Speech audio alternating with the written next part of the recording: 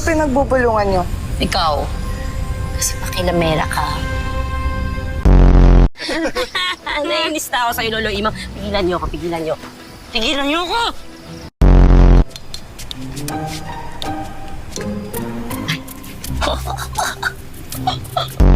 Kabaliktaran po ng appear. Ano? Disappear!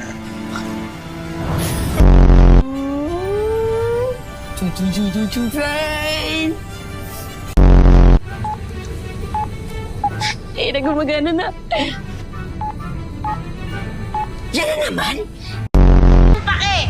Ang pangit mo! Pangit ka! Mga pangit kayong lahat!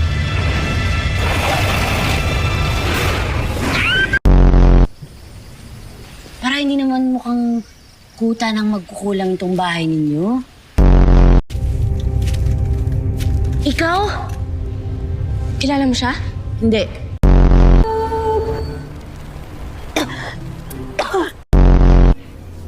Itong tangke. Pasok tayo dito? Nakakatakot pa kay Ed. Sino? Si nanay mo.